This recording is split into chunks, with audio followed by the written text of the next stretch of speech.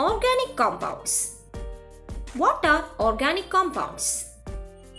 Organic compounds are carbon compounds except inorganic compounds.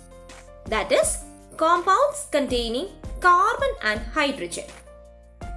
In the beginning of the lesson, I told you the basic facts related to carbon, don't you remember? Why carbon form large number of compounds in nature when compared to other elements? Think about the valency of carbon.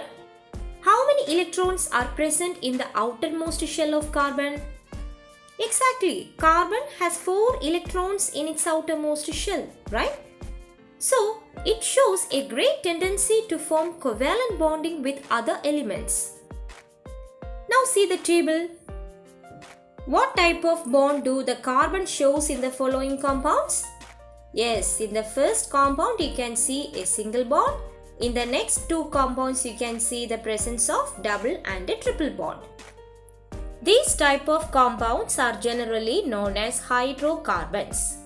Hydrocarbons are compounds containing only carbon and hydrogen.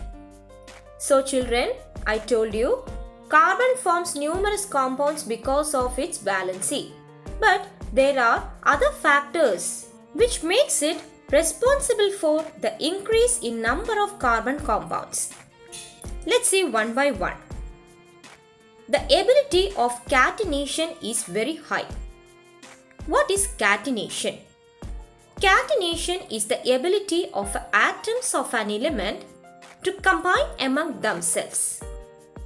In comparison to other elements, the ability of carbon for the catenation is very high. Now look at the structure of some of the hydrocarbons. Next is the presence of single, double and triple bonds in carbon compounds. Carbon can form either single, double or triple bond between them. Hence, it can form a large number of compounds. And also, carbon atoms combine together to form many straight chain, ring or branched chain compounds. So these are the certain properties that makes carbon to show a wide variety of compounds in nature. And these carbon compounds have diverse properties and complex structures. The branch of chemistry that deals with the study of carbon compounds are called organic chemistry. So it is a separate branch of chemistry which deals with these type of compounds. Dear children, you can learn more about carbon compounds, their naming and their characteristics in higher classes. So children, did you understand the differences between the organic compounds and inorganic compounds of carbon? Well, so we have completed the lesson, the world of carbon. What all things we learned in this lesson? In the beginning, we discussed the presence of carbon in nature. We learned the different allotropic forms of carbon, both crystalline and amorphous forms. We discussed about the structure, characteristic features and uses. After that, we learned the laboratory preparation of carbon dioxide and also we discussed how carbonate salt can be identified. Then we move on to carbon cycle and understood the importance of carbon cycle in the atmosphere. We learned the different ways in which the carbon dioxide exchanged over the earth. There are various activities that increase the amount of carbon dioxide in nature.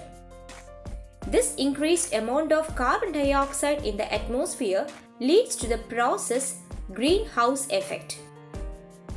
As a result of the greenhouse effect, the average temperature of the earth and atmosphere increases. This condition is known as global warming. Later, we discussed about the consequences of global warming and suggested some preventive measures to resist global warming effectively. Later, we learned about the characteristic features of the gas carbon monoxide and its uses. At last, we discussed about organic compounds and its characteristic properties. So hope you understood why carbon is able to form such a large number of compounds. So children, watch the video properly, study well, ask your doubts if any. So thank you for watching this video.